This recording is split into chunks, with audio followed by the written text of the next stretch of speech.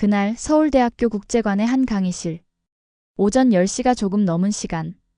책상을 두드리는 소리도 의자를 끄는 소리도 모두 멈췄습니다. 중국이 진심으로 원한다면 한국은 단 하루 만에도 지워질 수 있습니다. 그 말이 끝나자 강의실 안의 공기가 무겁게 가라앉았습니다. 학생들 몇 명은 고개를 떨궜고 어떤 이는 조용히 노트북을 닫았습니다. 누군가는 이를 악물었고 누군가는 웃음을 흘리듯 코웃음을 쳤습니다. 하지만 아무도 말을 하지 않았습니다. 그리고 그 말을 꺼낸 사람은 아주 평온한 얼굴로 물을 한 모금 마셨죠. 그날 저는 그 강의실의 맨 뒷자리에 앉아 있었습니다. 조교라는 이름으로 이 자리를 지켜보던 저는 그저 노트를 들고 서 있을 뿐이었습니다. 하지만 몇 초 뒤 저는 제 의지와 상관없이 자리에서 일어나게 됩니다. 그리고 그 한마디가 한 사람의 인생을 바꾸게 될 줄은 저조차도 몰랐습니다. 서울대학교 국제관 3층 대강의실. 평소엔 조용한 세미나 공간이었지만 그날만큼은 이례적으로 삼엄한 긴장감이 감돌았습니다. 각국에서 모인 교수들과 학생들, 그리고 통역기와 노트북을 든 기자들까지 단정하게 넥타이를 맨 청년들 사이로 회색 머리칼을 가진 중후한 인물들이 섞여 있었습니다. 배석한 인원만 100명이 훌쩍 넘었고 곳곳엔 아시아 인문 미래 포럼이라는 배너가 걸려 있었습니다. 이 행사는 매년 서울대와 중국 베이징 대학교가 공동 주최해 온 전통 문화와 현대사회의 공존 가능성을 주제로 하는 학술 교류 프로그램이었습니다. 올해는 특별히 양국 간의 문화적 인식 차이를 좁히는 실질적 대화의 장이 될 거라는 기대가 컸죠. 그리고 그 중심에 서 있던 인물 베이징 대학교 동양문명연구소 소장 리창 교수. 중국 정부의 문화전략자문위원으로도 활동하고 있는 그는 중화 문명의 세계적 위상을 알리는 데 일생을 바친 인물로 평가받습니다. 지금까지 일본, 태국, 인도네시아 등지에서 강연을 했고 최근에는 유네스코 자문교수단에도 합류한 바 있죠. 그런 인물이 이번엔 서울대학교로 왔다는 것 자체가 학계에선 꽤나 화제가 되었습니다. 그를 초청한 쪽은 서울대 동양문화학부였고 저는 이 학부 소속의 석사과정 조교로서 행사의 실무를 담당하고 있었죠. 처음 초청 소식을 들었을 땐 저도 기대가 컸습니다. 중국이라는 나라를 어떻게 바라보고 있는지 그리고 우리가 그 안에서 어떤 위치에 있는지를 배울 수 있을 거라 생각했으니까요. 그런데 막상 리창 교수가 입장했을 때 그는 마치 이미 모든 것을 알고 있다는 듯한 고개 각도와 발걸음으로 단상을 향해 걸어갔습니다. 그의 눈빛은 따뜻하다기보다는 여긴 왜 이렇게 좁고 어수선한가라고 말하는 듯했고 첫 인사마저도 다소 건조했습니다. 반갑습니다. 동양의 중심에서 온 리창입니다. 순간 강의실 안 공기는 기대보다는 호기심, 그보다는 경계심으로 변해가고 있었습니다. 그리고 저는 그 경계의 시작점이 이 인사 한 줄이었다는 사실을 그때는 전혀 몰랐습니다. 리창 교수는 단상 위에 선 순간부터 성중의 표정을 하나하나 관찰하고 있었습니다. 그의 시선은 빠르게 움직였지만 전혀 흐트러짐이 없었고 두 손은 연단 양쪽 모서리를 안정감 있게 붙잡고 있었습니다. 카리스마 있는 외모, 단정한 검정 정장, 그리고 말 한마디 없이 내뿜는 독특한 분위기. 그는 서울대 강의실을 하나의 무대처럼 바라보고 있는 듯 했습니다. 동양의 문명은 여러 갈래로 나뉘어 보이지만 그 뿌리는 하나라고 저는 믿습니다. 첫 문장이었죠. 한국, 일본, 베트남 모두 중국의 고대 사상과 글자, 철학의 영향을 받았습니다. 물론 각자의 해석과 진화는 있었겠지만 그 시작은 분명 중화였습니다. 말투는 정중했지만 그 안에 깃든 우월감은 분명했습니다. 학생 몇 명이 고개를 갸웃했고 교수들 사이에서도 짧은 속삭임이 오갔습니다. 하지만 리창은 개의치 않는 듯 자신의 발표 자료를 넘기며 다음 페이지로 이동했습니다. 조선은 훌륭한 문화를 갖고 있었습니다. 그러나 그것도 당나라의 문물과 송나라의 제도를 기반으로 한 것이죠. 그는 잠시 말을 멈췄고 고개를 들어 강의실 중앙을 바라봤습니다. 그리고는 천천히 이렇게 덧붙였습니다. 때문에 저는 이 자리에 문명의 원류를 소개하러 왔습니다. 한국은 이 흐름의 일부였고 중국은 그 원천이었으니까요. 그 말이 끝난 순간 강의실 안의 공기 온도가 2도쯤 낮아진 것 같은 착각이 들었습니다. 어느 누구도 즉각적인 반응을 하지 않았습니다. 아마도 너무 정중했기 때문이겠죠. 아니면 너무 대놓고 말했기 때문이었을지도요. 그리고 그 순간 저는 깨달았습니다. 이 발표는 단순한 강연이 아니었습니다. 그는 이 강의실을 설득의 장으로 삼고 있었고 그 대상은 단순히 우리 학생들이 아니었습니다. 그는 서울대학교 전체를 향해, 아니 어쩌면 한국이라는 나라 자체를 향해 하나의 메시지를 던지고 있었습니다. 우리는 중심이다. 당신들은 여전히 주변이다. 혹시 질문 있으신 분 계실까요? 리창 교수의 발표가 끝난 뒤 사회자는 조심스레 손을 들었습니다. 통역기가 다시 켜졌고 학생들과 교수진 사이로 조금씩 움직임이 생겨났습니다. 하지만 아무도 먼저 손을 들진 않았습니다. 질문은 넘칠 만큼 있었겠지만 아마도 분위기를 깨고 싶지 않아서였겠죠. 저는 행사 조교석에 앉아 있었고 자연스럽게 리창 교수 쪽을 쳐다봤습니다. 그는 기다렸다는 듯 입꼬리를 살짝 올리더니 다소 장난스러운 말투로 말을 꺼냈습니다. 역시 한국 학생들은 예의가 바르군요. 질문이 있어도 조용히 계신 걸 보니 제 말에 이견이 없다는 뜻이겠죠? 강의실 여기저기에서 작게 숨소리가 새어나왔습니다. 그 말은 분명 농담처럼 들렸지만 듣는 사람에 따라선 조롱처럼도 느껴졌을 겁니다. 잠시 후 서울대 4학년인 한 여학생이 손을 들었습니다. 조심스럽게 묻더군요. 교수님 말씀 잘 들었습니다. 혹시 교수님께선 조선 성리학의 독자성을 어떻게 평가하시는지 여쭤봐도 될까요? 리창 교수는 그 학생을 바라보며 미소를 지었습니다. 그리고 천천히 고개를 저으며 아주 짧게 대답했습니다. 그건 자율보다는 수용에 가깝지 않겠습니까? 그 한마디로 학생의 표정이 굳었습니다. 그걸 본 저는 속으로 생각했죠. 이건 시작일 뿐이다. 그날의 발표는 분명 학술 세미나였지만 이 공간 안에서의 모든 말은 국가와 정체성, 자존심의 경계를 조심스레 건드리고 있었습니다.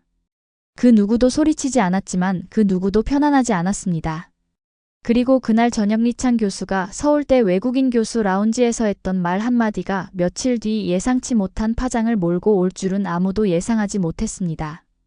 이번 포럼 너무 순조롭네요.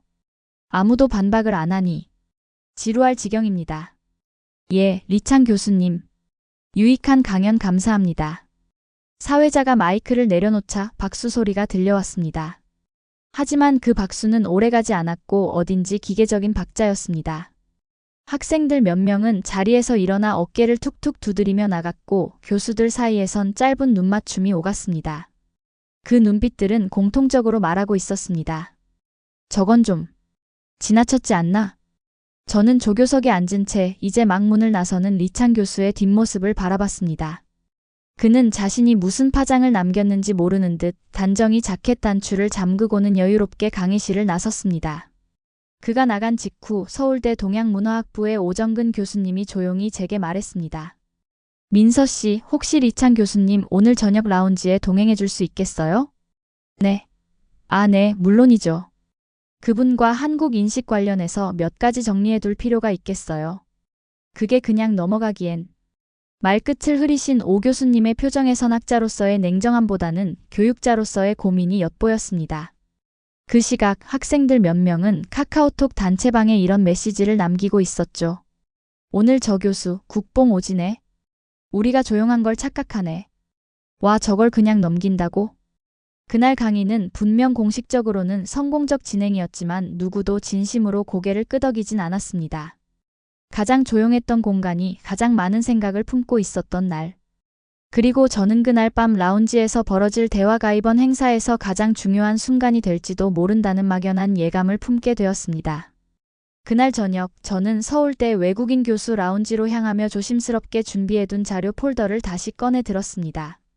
한국 사상 독립성에 대한 간략 참고자료 표지만 봐도 그가 보기엔 유치하다고 여길지 모를 문서였습니다. 하지만 제겐 그냥 자료 그 이상이었습니다. 왜냐면 그 폴더 안엔 외할머니가 남긴 메모지 한 장이 들어있었으니까요. 아가야, 크든 작든 뿌리 깊은 나무는 쓰러지지 않는다. 외할머니는 평생 가게 하나 없이 시장통을 돌며 방울토마토며 귤이며 팔던 장사꾼이었습니다. 그분은 늘 어깨가 구부정했지만 말할 때만큼은 또박또박 하셨죠. 우리가 작아 보여도 남한테 이리저리 휘둘릴 민족은 아니란다. 어릴 땐 그냥 지나치던 말이었는데 이제는 그 말이 가슴속 깊이 박혀 가끔은 저도 모르게 눈물이 핑 도는 말이 되었습니다. 리창 교수의 말 한마디 한마디는 학술 발표가 아니라 그 어르신의 기억과 싸우는 것처럼 느껴졌습니다. 중국이 원류였고 한국은 주변부다. 그 말을 들은 순간 어릴 적 종이박스에 앉아 방울토마토를 닦던 외할머니의 손등이 떠올랐습니다. 주름이 많았고 거칠었고 따뜻했습니다. 그 손등을 닮은 말들로 저는 지금껏 살아왔습니다. 그래서 오늘 밤 그 어떤 자료보다도 그 메모지 한 장이 저에겐 가장 중요한 반론이었습니다. 그를 논박하고 싶은 건 아니었습니다. 그저 알려주고 싶었습니다. 우리는 작지만 우리만의 이야기를 아주 오래, 아주 곧게 지켜온 사람들입니다. 서울대 외국인 교수 라운지는 의외로 아늑하고 고요했습니다. 따뜻한 조명, 고급 원목 테이블, 벽난로 옆에 놓인 녹색 암체어. 그곳에 리창 교수는 혼자 앉아 계셨습니다. 한쪽 다리를 살짝 꼰 채로 와인을 들고 계셨고 노트북 옆엔 펼쳐진 중국 신문이 놓여 있었죠. 앉으시죠, 민서 씨. 조교라기엔 너무 단정하군요. 그는 웃으며 말을 건넸지만 그 웃음 속에는 묘한 관찰의 기류가 스며 있었습니다. 마치 제가 어떤 반응을 보일지를 시험하는 듯한 눈빛이었죠. 오늘 발표 감사했습니다. 학생들 반응도 나쁘진 않았어요. 제가 조심스레 말을 꺼내자 그는 와인을 한 모금 마시고 고개를 끄덕였습니다. 그렇습니까? 저는 좀 지루했네요. 한국 학생들은 생각보다 순하더군요. 그 말에 저는 순간 멈칫했습니다. 그는 계속해서 말을 이어갔습니다. 타이베이에서 강연했을 땐 학생들이 질문을 쏟아내느라 강연이 끝나지 않았어요. 도쿄에서도 그렇고 싱가포르에선 한 학생이 제 논문을 그대로 반박해 와서 흥미롭더군요. 그는 와인잔을 내려놓으며 제게 미소 지었습니다. 그런데 한국은 정적이더군요. 그건 동의라는 뜻입니까? 아니면 포기입니까?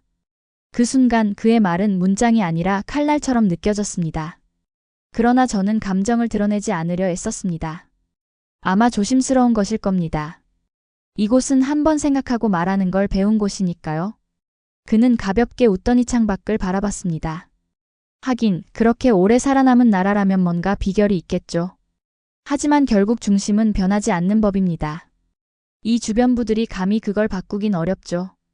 그 말에 저는 테이블 밑에서 손을 가볍게 쥐었습니다. 그리고 마음속으로 생각했습니다. 이 대화 여기서 끝나지 않겠구나.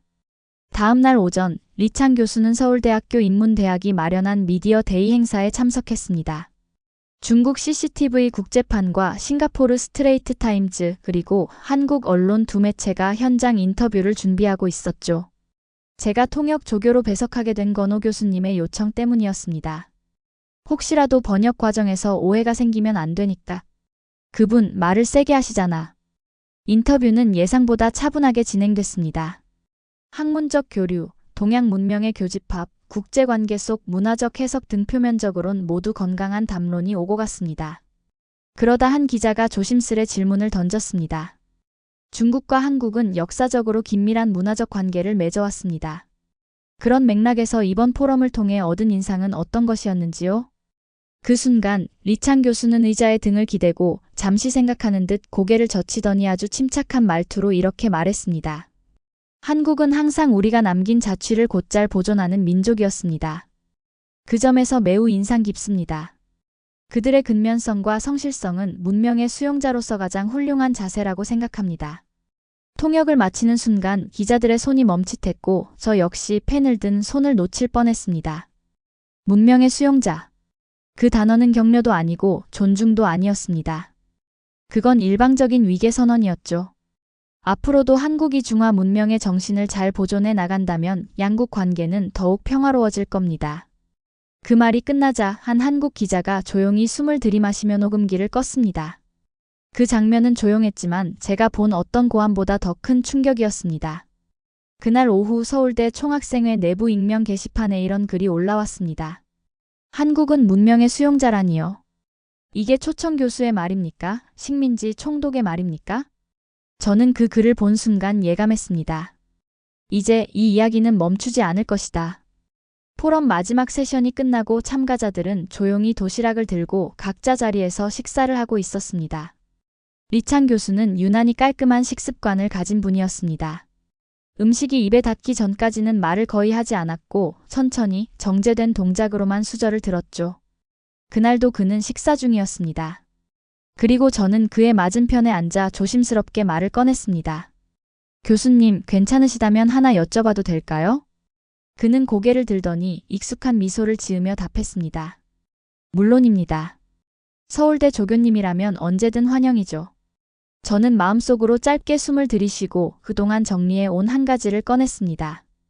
오늘 인터뷰에서 교수님께서 하신 문명의 수용자라는 표현에 대해 여쭙고 싶습니다. 그의 젓가락이 잠시 멈췄습니다. 그리고 그는 천천히 저를 바라보며 말했습니다. 네, 어떤 점이 궁금하신가요? 교수님 말씀대로라면 한국은 늘 받아들이는 위치였다는 의미로 들릴 수 있습니다. 하지만 한국의 역사 속에는 무수한 창조와 거절, 독자적인 선택들이 있었습니다. 단순히 수용만 했다면 지금 우리가 이렇게 존재하고 있을 수 있을까요? 그는 표정 하나 변하지 않고 대답했습니다. 문화적 수용과 창조는 다르지 않습니다. 창조라는 것도 결국 기존의 것을 받아들인 후에야 가능한 것이니까요. 저는 조용히 고개를 끄덕였습니다. 네, 맞습니다. 하지만 그 기존의 것이 누구에게나 똑같이 주어진 건 아니니까요. 그의 이마가 살짝 움직였습니다. 눈썹 사이가 아주 미세하게 모였습니다. 저는 더 이상 말을 이어가진 않았습니다. 충돌이 목적이 아니었으니까요. 대신 제 가방에서 작은 메모지를 꺼내 그에게 건넸습니다. 이건 제 외할머니가 남긴 글입니다. 언젠가 이 문장을 기억해 주셨으면 좋겠습니다. 그는 고개를 숙이며 메모지를 받아들었습니다. 그 글엔 단 한 줄만 쓰여 있었죠. 뿌리 깊은 나무는 바람 앞에서도 무너지지 않습니다. 그날 밤 그 메모지는 그의 손 안에서 꽤 오래 머물러 있었습니다. 민서가 건넨 메모지를 이창 교수는 한참 동안 내려다봤습니다. 읽는 것도 아니고 외우는 것도 아니고 그저 들여다보고 있었습니다. 그 말이 언제부터였을까요? 그의 머릿속에서 지워지지 않기 시작한 것은 뿌리 깊은 나무는 바람 앞에서도 무너지지 않습니다. 그 말이 마음속에 박히는 순간 그는 처음으로 주변의 소음을 인식했습니다. 도시락 상자에 수저를 넣는 소리, 학생들끼리 주고받는 짧은 농담, 물병 뚜껑이 돌아가는 소리. 그 모든 것들이 마치 자신이 아닌 다른 세계의 소리처럼 느껴졌습니다. 그는 갑자기 자신이 이 강의실 안에서 설명하는 자가 아닌 관찰받는 자처럼 느껴졌죠. 누군가의 눈길이 느껴졌습니다. 조용히 고개를 돌리자 서울대의 노교수 한 분이 그를 바라보고 있었습니다. 그 노교수는 아무 말도 하지 않았습니다. 그저 가볍게 고개를 숙이며 인사하더니 다시 도시락에 시선을 돌렸습니다. 그 단순한 몸짓 하나의 리창은 묘한 기시감을 느꼈습니다. 어디서 언제 자신이 누군가를 저렇게 바라봤던 적이 있었던가? 그는 문득 베이징대 강당에서 한 동남아 유학생이 손을 들던 장면이 떠올랐습니다. 그때 그는 그 질문을 수업 흐름에 방해된다며 바로 넘겨버렸습니다. 이제 와서 돌아보니 그 유학생이 질문을 하기 전 어떤 표정을 짓고 있었는지는 기억조차 나지 않았습니다. 그는 조용히 메모지를 접어 자신의 수첩 사이에 넣었습니다. 메모지를 접는 손끝에 처음으로 미세한 떨림이 느껴졌습니다. 말 한마디 없었고 논쟁도 없었습니다. 하지만 그날의 점심시간은 그에게 가장 시끄럽고 낯선 정적으로 남게 되었습니다. 그날 오후 리창 교수는 예정에 없던 산책을 선택했습니다. 서울대 후문 근처 관악산 둘레길. 관광지라기엔 조용하고 캠퍼스라기엔 거칠게 흙이 밟히는 산책길. 그는 수첩을 품 안에 넣은 채 가로수 사이로 난 흙길을 천천히 걷고 있었습니다. 하늘은 희뿌연 회색이었고 나뭇가지 위로 늦가을 바람이 스치듯 불었습니다. 그는 걸으며 생각했습니다. 이게 뭐지? 왜 마음이 이렇게 무겁지? 자신이 틀렸다는 확신은 없었습니다. 다만 처음으로 어쩌면이라는 가정을 떠올리고 있었습니다. 나는 지금까지 너무 많은 것들을 가르치려 했다. 그는 돌아보았습니다. 강의실에서, 세미나장에서, 그리고 학생들 앞에서 자신은 언제나 말하는 자였습니다. 의심하지 않았고 물러서지 않았고 누군가에게 고개 숙인 적도 없었습니다. 그게 잘못일까? 그 질문이 마음속에 떠오르자 자신의 발끝이 멈추었습니다. 그는 두 손을 주머니에 찔러 넣은 채나무 아래 놓인 벤치에 조용히 앉았습니다. 그리고 아주 오랜만에 그는 자신의 손등을 바라봤습니다. 책을 넘기던 손, 칠판을 가르치던 손, 말을 적고 반박하고 인도하던 손. 그 손은 오늘 한 장의 메모지를 접고 있었습니다. 뿌리 깊은 나무는 바람 앞에서도 무너지지 않는다. 그 문장은 말 그대로 자신을 무너뜨리고 있었습니다. 아무도 비난하지 않았고 누구도 소리를 높이지 않았지만 그는 지금 자신이 살아온 모든 방식과 정면으로 마주하고 있었습니다. 그날 밤 저는 학교 기숙사 책상에 앉아 하루 종일의 일들을 정리하고 있었습니다. 정확히는 정리하려 애쓰고 있었죠.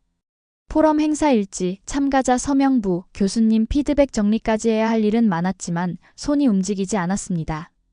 가방을 내려놓으며 폴더 안쪽에 넣어둔 외할머니의 메모지를 다시 꺼냈습니다. 구겨지지도 않았고 잉크가 번지지도 않았는데 그 문장은 더 깊어 보였습니다.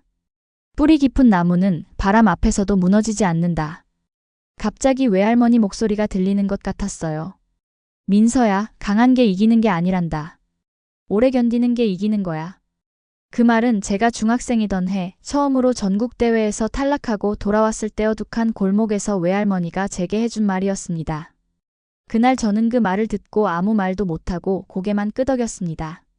그때는 몰랐죠. 그 한마디가 제 인생에서 가장 단단한 기둥이 될 줄은요. 서울대에 입학하고 중국 역사와 철학을 전공한 것도 어쩌면 그 말 덕분이었을 겁니다. 강한 나라, 큰 문명, 빠른 변화 그런 것들보다 더 중요한 건 오래 지켜낸 것이라는 신념. 오늘 이창 교수의 말을 들으면서 속상한 마음보다 이해되지 않는 그의 확신이 더 마음을 복잡하게 만들었습니다. 그는 왜 그렇게 단정할까? 그는 왜 의심하지 않을까? 내가 누군가에게 그토록 똑같은 오만함을 느낀 적이 있던가? 문득 그런 생각이 들었습니다. 그리고 저는 결심했습니다. 이번엔 내가 질문할 차례라고. 말로 이기려는 게 아니라 진심으로 묻고 듣고 그리고 한 걸음 같이 걸어보기 위해서. 외할머니가 늘 그러셨듯이요. 다음 날 아침 서울대학교 본관 2층 대강당. 드디어 포럼 메인 세션이 열리는 날이었습니다. 학생과 외부 인사 포함 300석 좌석은 일찍이 모두 만석이었습니다. 저는 이른 아침부터 무대 조명을 확인하고 사전질의 문서들을 체크하며 분주하게 움직였습니다. 그때 오정근 교수님이 조용히 제게 다가오더군요. 민서 씨, 오늘 강연 분위기 좀 이상할 수 있어요. 어제 나온 기사 보셨죠? 네, 봤습니다. 전날 저녁 한국 언론 한 곳에서 리창 교수의 인터뷰 발언이 기사로 나갔습니다. 제목은 이랬죠. 중국, 한국은 문명의 수용자. 베이징대 교수 발언 논란. 댓글은 이미 수천 개가 달려 있었고 서울대 학생 커뮤니티는 전시 상태처럼 날카로웠습니다. 몇몇 학생들은 강연장 출입을 거부하자는 움직임까지 보였고 질문 예정자 리스트에는 익명으로 직설적인 질문지가 몇 개 끼어 있었습니다. 오늘 분위기 좀 다를 거예요. 저는 조용히 고개를 끄덕였습니다. 그때 강연장 뒷문이 열렸고 리창 교수가 단정한 차림으로 입장했습니다. 그의 표정은 평소보다 더 담담했고 기자들의 카메라 플래시를 맞으며 천천히 무대로 향했습니다. 그의 손에는 어제 제가 건넨 메모지가 끼워진 작은 수첩이 들려 있었죠. 그 순간 저는 알 수 없는 묘한 긴장감을 느꼈습니다. 그는 지금 어제의 리창이 아닐 수도 있다는 예감. 혹은 어제보다 더 단단한 확신을 품고 있을 수도 있다는 불길한 직감. 그리고 강연 시작 10분 전 한 외국인 학생이 제게 다가와 속삭이듯 말했습니다. 저희 지도 교수님이 리창 교수님의 발언에 대해 영상을 하나 준비했다는데 발표 중에 보여줄 거래요. 진짜 보여줘도 되나요? 저는 깜짝 놀라 그 학생을 바라봤습니다. 어떤 영상이죠? 한국군의 그날 행사 영상이래요. 현무-5 공개된 장면도 있고요. 그 순간 제 등줄기에 땀이 흘렀습니다. 이건 단순한 발표가 아니게 될지도 모른다. 여러분, 저는 오늘 문명과 힘의 상관관계라는 주제로 이야기를 하려 합니다. 강당 전체가 조용해졌습니다. 리창 교수는 단상의 선체 하얀 원고를 천천히 넘기며 말을 이었습니다. 한 국가가 문명적 위상을 유지하려면 단지 전통만이 아니라 그 전통을 지켜낼 수 있는 힘이 필요합니다. 그는 조용히 관객석을 훑어봤습니다. 그 시선은 무례하지 않았지만 절대적으로 확신에 찬 자의 눈빛이었습니다. 중국은 오랜 세월 동안 그 힘을 유지해왔고 그 덕분에 지금의 문명을 계승하고 있습니다. 그리고 한 박자 쉬고 그는 의미심장한 한마디를 덧붙였습니다. 한국도 그 점에서 참고할 것이 많습니다. 그 순간 강연장 오른쪽 모니터에 갑자기 영상이 켜졌습니다. 그건 분명 사전 승인되지 않은 자료였습니다. 저는 깜짝 놀라 고개를 돌렸고 이미 무대 뒤에 서는 교수진 몇 명이 속삭이며 다가오고 있었습니다. 영상 속 화면에는 지난 국군의 날 행사 장면이 펼쳐졌습니다. 한국군의 퍼레이드, 그리고 곧 이어 등장한 현무-5 미사일 실물 공개 장면. 거대한 미사일이 트레일러에 실려 천천히 지나가고 이어지는 해설에서는 그 사정거리와 파괴력, 그리고 서울에서 베이징까지 단 한 발이라는 군사 전문가의 설명이 자막으로 흘렀습니다. 순간 강연장은 숨을 삼킨 듯 조용해졌습니다. 리창 교수는 영상에서 시선을 떼지 않은 채 그 자리에서 꼼짝도 하지 않았습니다.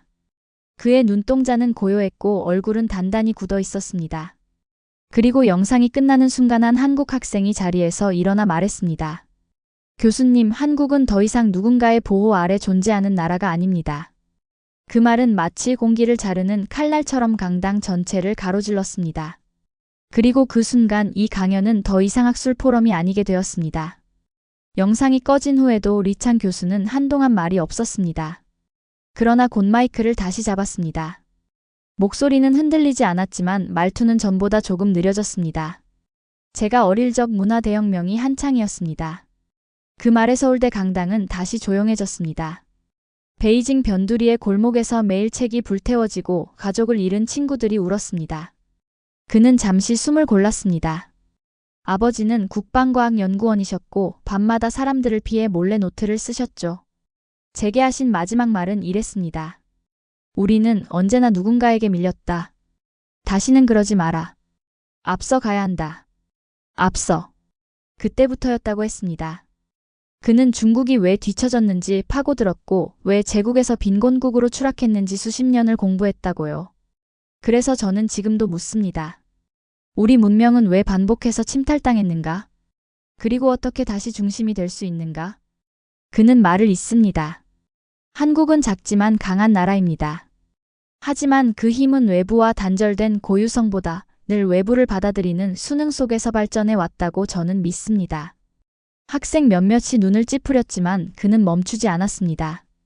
중국은 달랐습니다. 우리는 늘 중심이어야만 했고 그래야 살아남을 수 있었습니다. 그의 목소리에는 뭔가 처연한 감정이 묻혀 있었습니다. 자부심만은 아니었습니다. 그 안에는 두려움 그리고 절박함이 섞여 있었습니다. 그는 서울대 학생들의 눈을 바라보며 덧붙였습니다. 제 말이 불편했다면 그건 제가 아직도 지키고 싶은 무언가가 있기 때문입니다. 민서는 그 순간 리창 교수의 눈빛에서 어쩌면 고집이 아닌 방어의 본능을 본 것 같았습니다. 그리고 그 또한 어떤 식으로든 지키고 싶은 무언가를 가진 사람이라는 것을 조금은 이해할 수 있을 것 같았습니다. 강연이 끝난 후 서울대 강당은 그 어느 때보다 무겁고 복잡한 공기로 가득 차 있었습니다. 학생들 일부는 박수를 쳤고 또 다른 일부는 조용히 가방을 챙겨 나갔습니다. 기자들은 영상을 지켜보느라 질문을 잊었고 교수진은 잠시 서로의 눈치를 살피고 있었습니다. 그 가운데 저는 자리에서 일어나 강연장을 빠져나가려는 리창 교수에게 조용히 다가갔습니다. 교수님, 잠시 괜찮으시다면 이야기 좀 나눌 수 있을까요? 그는 저를 바라보더니 고개를 끄덕였습니다. 조용한 준비실로 자리를 옮긴 후 저는 더 이상 우회하지 않기로 했습니다. 오늘 강연 잘 들었습니다. 그런데 솔직히 말씀드려도 될까요? 그는 살짝 눈썹을 치켜들며 고개를 끄덕였습니다. 교수님의 과거 이야기, 그리고 지켜내야 한다는 말씀 충분히 이해가 됩니다. 하지만 저는 깊게 숨을 들이마시고 말했습니다. 한국도 지켜내야 하는 게 있습니다. 작지만 오래도록 이어온 역사와 자존감 그리고 감히 누구도 축소해서는 안 되는 생애 방식들이요. 그는 아무 말 없이 제 얼굴을 바라봤습니다. 그 시선은 날카롭지 않았지만 무겁고 조심스러웠습니다. 저는 오늘 이 일을 그냥 넘기지 않기로 했습니다. 교수님께 반박하거나 설득하려는 게 아닙니다. 그저 서울대의 한 조교로서 제가 살아온 이야기와 시선을 똑같이 표현하고 싶을 뿐이에요. 그 말에 그는 처음으로 입가를 살짝 굳히더군요. 저는 작지만 분명한 목소리로 말을 마쳤습니다. 그리고 교수님이 들으셨던 그 메모 속 문장은 제 외할머니만의 이야기가 아닙니다. 이 나라를 살아온 많은 분들이 한 평생 품고 있던 말이기도 합니다. 그래서 저는 저희 이야기를 제 방식대로 준비해 볼 생각입니다. 그는 말이 없었습니다. 하지만 저와의 거리를 한 걸음 가까이 좁혔습니다. 그날 누군가를 설득하겠다는 마음보다는 이야기를 보여주겠다는 결심이 저를 더 단단하게 만들었습니다. 그날 밤 저는 지도 교수님인 오정근 교수님께 정중하게 미팅 요청을 드렸습니다. 다음 주에 열릴 폐회식 전 한 5분 정도만 시간을 주실 수 있을까요? 오 교수님은 살짝 놀란 듯 고개를 들었습니다. 민서 씨가 무대에 오르겠다고? 네, 고교가 아니라 한 명의 학생으로요. 그리고 한 한국인으로서요. 그는 한동안 저를 바라보다 조용히 고개를 끄덕였습니다. 말릴 이유는 없지. 하지만 준비는 철저히 해야 해요. 단 한 문장도 가벼우면 안 되니까. 그날 이후 저는 우리의 목소리를 정리하는 작업을 시작했습니다. 한국인 학생 7명, 다른 나라에서 온 교환학생 3명과 함께 하나의 작은 팀을 꾸렸습니다. 모두 이번 강연을 지켜본 이들이었습니다. 각자의 전공은 달랐지만 누구도 그날 있었던 대화를 쉽게 잊을 수 없었습니다. 우리는 밤마다 캠퍼스 카페에 모여 하나의 프레젠테이션을 만들어갔습니다. 제목은 작지만 지켜낸 것들에 대하여. 누군가는 고구려 벽화 속 독립적인 상징들을 정리했고, 누군가는 고려 말 수출된 활 기술 자료를 찾았고, 또 누군가는 독립운동가들의 언어와 철학을 번역했습니다. 우리가 준비한 건 누군가를 향한 반박이 아니라 존재의 축적을 보여주는 작은 기록들이었습니다. 모두가 말했습니다. 이번만큼은 그냥 넘어갈 수 없어. 이건 자존심이 아니라 존재의 선이야. 지금 이게 말이 돼야 다음 세대에게도 계속 이어지겠지. 시간은 많지 않았지만 우리 모두는 밤을 새워가며 자료를 다듬었고 슬라이드 하나하나를 다듬으며 마음을 모았습니다. 그리고 발표 전날 저는 수첩에서 외할머니의 메모지를 꺼내 슬라이드 마지막 장에 넣었습니다. 뿌리 깊은 나무는 바람 앞에서도 무너지지 않는다. 이제 모든 준비는 끝났습니다. 폐회식 전날 서울대 외국인 교수진 모임 게시판에 짧은 알림 하나가 올라왔습니다. 학생 발표팀 작지만 지켜낸 것들에 대하여 내일 폐회식 특별 순서로 포함 예정입니다. 처음엔 단순한 공지였지만 이후 몇몇 교수들 사이에서 조용한 화제가 되기 시작했습니다. 그 조교, 민서 씨가 발표에 나선다고? 그 학생 그날 강연장에서 조용히 메모만 하던 친구지? 오정근 교수님은 그런 반응들을 조용히 듣고 있다가 한 마디만 했습니다. 가만히 있던 이들이 말을 꺼내기 시작할 때 진짜 역사가 움직이죠. 학생들 사이에서도 작은 변화가 일어나고 있었습니다. 민서팀이 만든 예고 포스터가 학생회관 앞 게시판에 붙었고 몇몇 SNS 계정에서 이거 보러 갈 사람? 이라는 댓글들이 달리기 시작했습니다. 진짜 발표하나 봐. 서울대에서 드디어 이런 일이 터졌네. 현무-5 영상 이후 뭔가 바뀌는 느낌이야. 외국인 유학생들 역시 조심스레 관심을 보였습니다. 그들 중 몇 명은 포럼 내 통역팀에 슬쩍 와서 물어봤습니다. 그 발표, 영어 자막 있나요? 저도 볼 수 있죠? 그날 저녁 민서가 카페에 들어섰을 때 팀원 중 한 명이 조용히 웃으며 말했습니다. 민서야, 우리가 한 줄 써놓은 문장이 지금은 학교 전체를 움직이고 있는 것 같아. 민서는 조용히 미소를 지었지만 그 눈빛은 단단해져 있었습니다. 그래도 우리는 그저 사실을 보여주는 것일 뿐이야. 판단은 듣는 사람들의 몫이니까. 그 말에 모두 고개를 끄덕였습니다. 그날 밤 서울대 캠퍼스엔 눈에 보이지 않는 기다림의 공기가 맴돌고 있었습니다. 누구도 말은 하지 않았지만 다들 알고 있었습니다. 내일 무언가가 바뀔 거라는 걸. 폐회식이 열리는 서울대 문화관 대강당. 천장은 높았고 조명은 무대 중심을 또렷하게 비추고 있었습니다. 행사 시작 20분 전 민서와 팀원들은 백스테이지에 조용히 모여 있었습니다. 누구도 말을 하지 않았고 노트북 펜 돌아가는 소리만 작게 공기를 울리고 있었습니다. 민서는 손에 들고 있던 발표 대본을 조용히 한 번 더 넘겼습니다. 이미 수십 번은 읽은 문장이었지만 오늘은 왠지 한 글자 한 글자가 낯설게 다가왔습니다. 손끝이 떨렸습니다.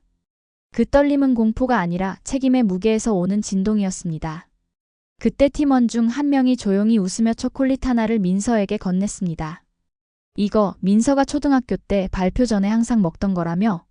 그냥 예전처럼 먹고 올라가. 민서는 살짝 웃으며 받아들었습니다. 입안에 단맛이 퍼졌고 그 달콤함은 이상하게도 가슴속 깊은 곳에서 무너져 내리는 긴장감을 조금씩 감췄습니다. 행사 진행 요원이 다가왔습니다. 서울대 학생팀 무대 대기해주세요. 발표 순서 앞당겨졌습니다. 네, 알겠습니다. 팀원들 모두가 자리에서 조용히 일어섰고 그 순간 민서는 자신도 모르게 주머니에서 작은 메모지를 꺼냈습니다. 뿌리 깊은 나무는 바람 앞에서도 무너지지 않는다.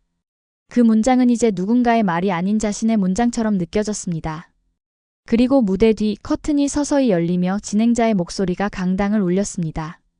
다음 순서는 서울대학교 학생팀의 발표입니다. 주제는 작지만 지켜낸 것들에 대하여. 그 순간 민서는 가슴속에서 하나의 문장을 천천히 떠올렸습니다. 이건 반박이 아니라 우리가 걸어온 증거를 보여주는 일이다. 발걸음이 무대로 향했습니다. 그리고 관중석 저 뒤편 한 중년 남성이 조용히 자리에 앉으며 수첩을 꺼내 들었습니다. 그는 리창 교수였습니다. 무대 위. 프로젝터 화면이 서서히 켜졌고 첫 슬라이드에는 단 하나의 문장만 떠 있었습니다. 작지만 지켜낸 것들에 대하여. 민서는 마이크 앞에 섰습니다. 눈앞에는 수백 명의 관객이 앉아 있었고 카메라 플래시가 몇 번 터졌습니다. 그녀는 호흡을 가다듬고 또박또박 입을 열었습니다. 안녕하세요. 저는 서울대학교에서 역사와 문화를 공부하는 학생 민서입니다. 목소리는 떨리지 않았지만 그 안에는 수십 번 연습하며 다듬은 담담한 결의가 배어 있었습니다. 며칠 전 저는 한 교수님께서 하신 문명의 수용자라는 표현을 들었습니다. 그리고 제 마음 한쪽이 깊게 흔들렸습니다. 프로젝터 화면이 전환되며 고구려 벽화 속 풍문이 기마병 그림이 떠올랐습니다. 한국은 오랜 시간 문명을 받아들이는 입장이었습니다. 하지만 그 수용은 그저 흡수가 아닌 해석과 재구성을 통한 창조였습니다. 슬라이드가 바뀌며 세종대왕의 훈민정음 창제 문서, 한글 자모의 과학적 구조가 등장했습니다. 15세기 우리는 단 하나의 자음도 없이 시작해서 백성을 위한 문자를 창조해냈습니다. 그건 단지 언어의 개발이 아니라 자기 존재를 말할 수 있게 된 한 민족의 선언이었습니다. 관객석 곳곳에서 메모를 하던 손이 멈췄습니다. 누군가는 시선을 들고 누군가는 눈썹을 찌푸린 채 집중하기 시작했습니다. 민서는 계속해서 말했습니다. 우리가 지켜온 것들은 수천 발의 미사일이나 무게 단위의 병력이 아닙니다. 우리는 침묵을 견디는 방식으로 문명을 지켜냈고 말을 고르는 방식으로 정체성을 이어왔습니다. 그 순간 무대 뒤편에서 함께 준비한 외국인 학생이 영어로 번역을 시작했습니다. 이 발표는 하나의 목소리가 아니라 공동의 언어로 다시 흘러가기 시작한 것입니다. 그리고 민서는 슬라이드 마지막에 남긴 문장을 향해 자신의 손가락을 천천히 움직였습니다. 뿌리 깊은 나무는 바람 앞에서도 무너지지 않는다. 그 문장이 드디어 무대 위에서 사람들의 가슴 속으로 향하고 있었습니다. 민서의 발표가 끝난 순간 강당 전체는 고요했습니다. 누군가 일부러 조용히 만든 게 아니라 모두가 말을 잃은 채 멈춰선 고요였죠.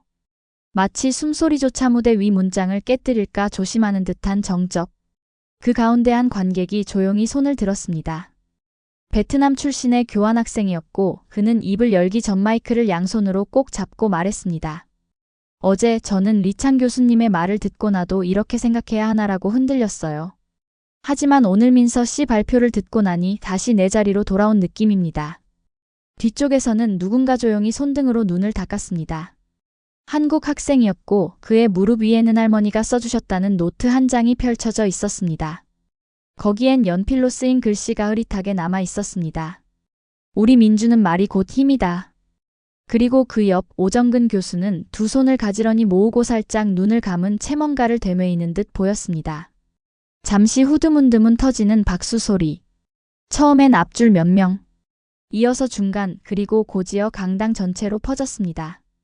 그 박수는 크지 않았지만 길고 묵직했습니다. 리창 교수는 그 박수 속에서 조용히 눈을 감았습니다. 그의 손에는 아직도 수첩이 들려 있었고 표지는 살짝 구겨져 있었습니다. 그 순간 민서는 객석을 향해 작은 인사를 했고 팀원들도 나란히 고개를 숙였습니다. 그건 자신감의 몸짓이 아니라 자신들이 무사히 진심을 전했다는 감사와 안도의 인사였습니다. 그 인사는 모두의 가슴 속으로 한 겹 더 깊이 파고들었습니다. 박수 소리가 잦아들고 조명이 다시 무대를 덮기 시작했을 때 민서는 관객석 끝에 앉아있던 리창 교수와 눈이 마주쳤습니다. 그는 말없이 민서를 바라보다 조용히 수첩을 덮었습니다. 그 손짓 하나에 민서는 이상하게도 뭔가 묵직한 감정을 느꼈습니다. 리창 교수는 천천히 자리에서 일어났습니다. 기립도 아니었고 박수도 아니었습니다. 그저 조용히 혼자만의 속도로 무대를 향해 다가왔습니다. 서울대 총장이 마이크를 건네려 했지만 그는 손을 들어 사양했습니다. 무대 앞. 민서를 향해 멈춰 선 그는 아주 낮은 목소리로 말했습니다. 나는 오늘 내내 당신이 무엇을 말하려는지 듣고 있었습니다. 그 말은 교수로서의 선언이 아니었습니다. 하나의 사람으로서 다른 한 사람을 향한 인정의 언어였습니다. 민서는 조용히 고개를 숙였습니다. 그 순간 리창 교수는 주머니에서 구겨진 메모지 한 장을 꺼냈습니다. 민서가 며칠 전 건넸던 바로 그 종이었습니다. 뿌리 깊은 나무는 바람 앞에서도 무너지지 않는다. 그는 그것을 가만히 쳐다보다 천천히 두 손으로 펼치고 말했습니다. 이 문장이 처음엔 너무 추상적으로 느껴졌습니다. 하지만 오늘 이 문장을 말하는 사람들의 얼굴을 보니 이건 문장이 아니라 삶이라는 걸 알게 됐습니다. 관객석은 숨을 죽인 체그의 말에 귀를 기울이고 있었습니다. 그리고 그는 고개를 숙였습니다. 이전까지 아무리 불편한 질문에도 당당하던 그가 처음으로 고개를 내려 숙였습니다. 말 없는 사과, 소리 없는 존중.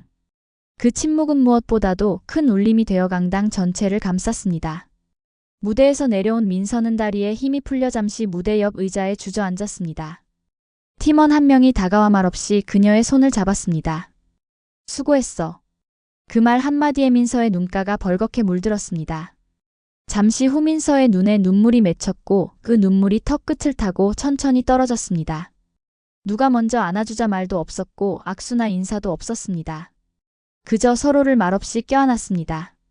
그 포옹에는 지난 일주일간의 무언 수없이 고쳐 쓴 문장, 흔들리던 믿음, 그리고 끝끝내 지켜낸 자기 존엄이 담겨 있었습니다. 무대 뒤편. 오정근 교수는 민서를 향해 천천히 다가왔습니다. 민서 씨. 그의 목소리는 강단에서 듣던 굵고 단단한 어조가 아니었습니다. 그는 민서의 어깨 위에 조심스레 손을 얹고 말했습니다. 정확히 1년 전 서울대에서 학생 발표는 사라졌었어요. 표현이 위험하다고 했죠. 그런데 오늘 다시 시작됐네요. 민서 씨 덕분에. 민서는 말없이 고개를 끄덕였습니다. 눈물은 멈추지 않았지만 그 눈물은 더 이상 부끄러움의 흔적이 아니었습니다. 그건 해냈다는 마음의 무게였고 버티어냈다는 자부심의 울음이었습니다.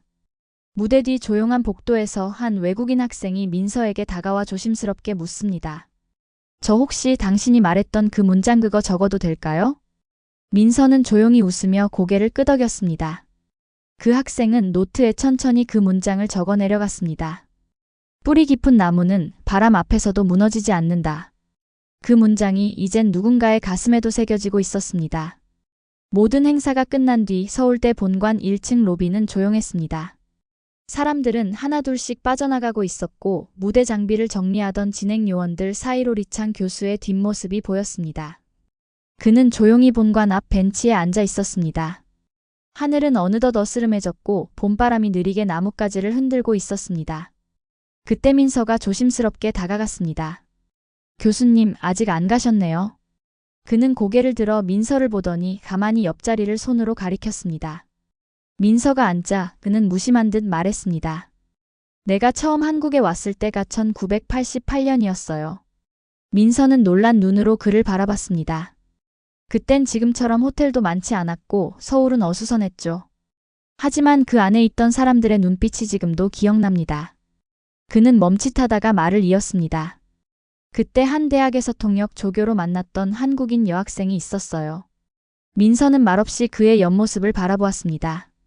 아주 조용하고 책을 좋아하고 자기 말엔 확신이 없으면서도 남의 말은 끈질기게 물어보던 사람이었죠. 그는 작게 웃으며 고개를 끄덕였습니다. 그 친구가 내게 말했었어요. 교수님, 중국이 부러워요. 큰 나라에서 태어나셨잖아요. 저흰 맨날 비교당해요. 그 말에 민서는 숨을 삼켰습니다. 그때 나는 그 말을 듣고 이상하게 마음이 아팠어요. 그 친구가 부러워할 게 뭐가 있다고 중국은 크기만 했지 그 안엔 다 지쳐있던 시기였는데. 리창 교수는 고개를 떨궜습니다. 그리고 그 학생이 나중에 편지를 하나 줬어요. 교수님, 언젠간 저희도 우리가 지닌 것들에 대해 당당히 말할 수 있는 날이 올 거예요. 그 말이 자꾸 생각나더군요. 그는 조용히 웃었습니다. 오늘 당신 발표를 보는데 그때 그 학생의 얼굴이 자꾸 떠오르더군요. 그 학생 이름이 혹시 조민정이었어요. 민서는 순간 숨이 멎는 듯 했습니다. 그분 제 어머니예요. 그 말에 리창 교수는 조용히 민서를 바라보았습니다. 그들의 시선이 겹친 순간이 이야기의 시작보다 훨씬 이전 두 나라 사이에 있었던 조용한 존중의 흔적이 한 줄기 빛처럼 다시 떠올랐습니다. 다음 날 아침 서울대 중앙도서관 앞 잔디밭에는 낯선 풍경이 펼쳐졌습니다. 학생회 주도로 자율 발표 및 응원 메시지 공유 행사 가급히 마련된 것이었습니다. 민서는 조용히 뒤편에 앉아 있었고 무대에는 각국에서 온 학생들이 짧은 한마디씩 돌아가며 나섰습니다. 우리는 언제나 목소리가 작은 이들의 말을 들어야 합니다. 인도에서 온 교환학생 라즈. 한국이 얼마나 조용히 강한지 이번에 처음 알았어요. 프랑스에서 온 마틸다. 중국도 한국도 서로를 재단하기보다 서로를 이해할 수 있었으면 해요. 베이징대 출신 유학생 진홍. 그들의 말에는 정치도 비난도 주장도 없었습니다. 그저 공감만 있었습니다. 행사 마지막 학생회장은 짧게 공지 하나를 더 발표했습니다. 오늘부터 학생회 게시판 앞에 자유롭게 나의 문장을 붙일 수 있습니다.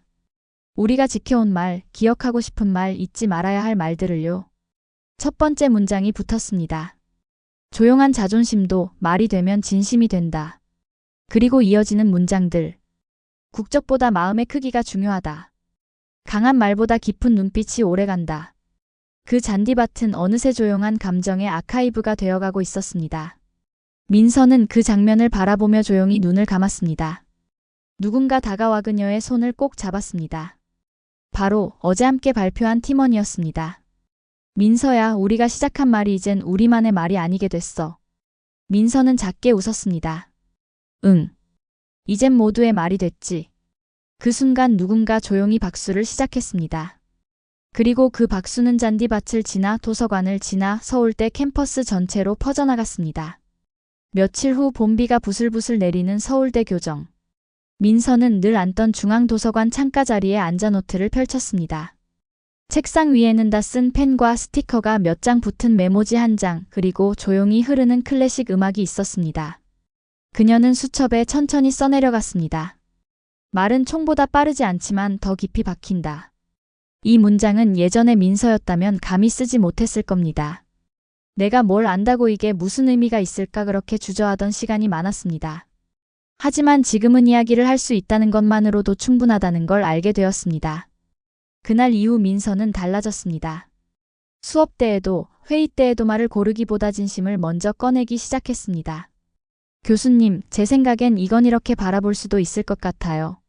그 조심스럽지만 분명한 말들 속에서 사람들은 민서를 조금씩 다시 보기 시작했습니다.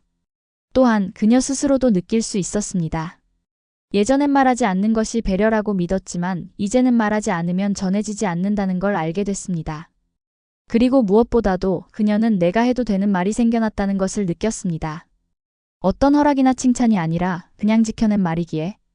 창밖에는 비가 조용히 내리고 있었습니다. 민서는 펜을 내려놓고 잠시 창밖을 바라보다 노트에 한 문장을 덧붙였습니다. 말은 남기고 나는 물러난다. 그게 내가 배운 방식이다. 그녀는 창문에 살짝 손가락을 대며 이야기의 끝을 마음속에 조용히 접었습니다. 4월의 끝자락. 서울대 교정에는 벚꽃이 모두 지고 푸른 잎이 성큼 올라오기 시작했습니다. 기숙사 앞. 이삿짐을 정리하는 유학생들의 손길이 분주했습니다. 리창 교수 역시 귀국 전 짐을 정리하고 있었습니다. 민서는 마지막으로 그를 찾아가 작별 인사를 건넸습니다. 교수님, 돌아가시기 전에 이 말은 꼭 드리고 싶었어요.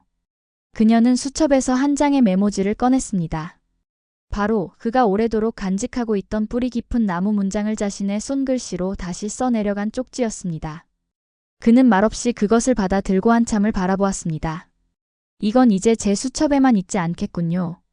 민서는 살짝 웃으며 고개를 끄덕였습니다. 이제 교수님의 말도 저희에게 남겨졌으니까요. 그 말에 리창 교수는 조용히 고개를 숙이며 대답했습니다. 그때 조민정 씨에게 답하지 못한 말 이제서야 전하게 된 것 같네요. 잠시 후 리창 교수는 캐리어를 끌고 천천히 공항 리무진 정류장으로 향했습니다. 민서는 멀어지는 그의 뒷모습을 바라보며 속으로 작은 인사를 건넸습니다. 이제 서로를 모른 척 지나치진 않겠죠.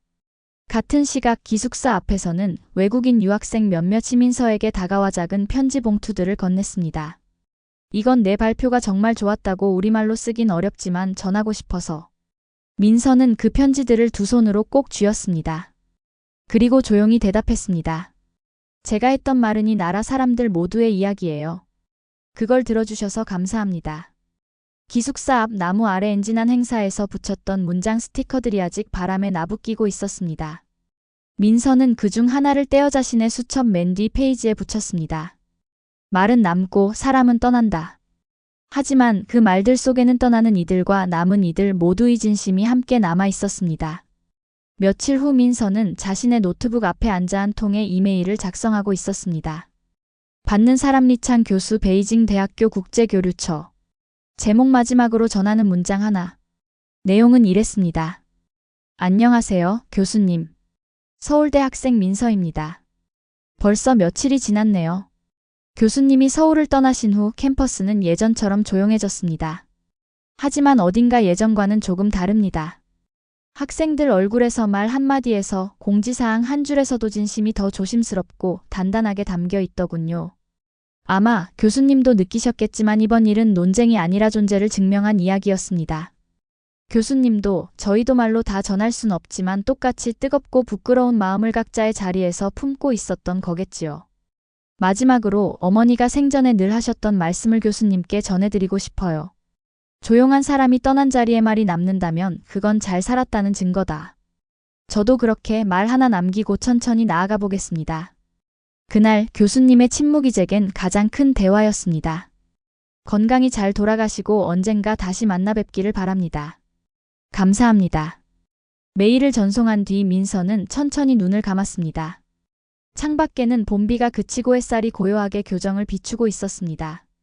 그 따스한 빛 속에서 그녀의 마지막 인사는 천천히 그리고 조용히 중국으로 향하고 있었습니다.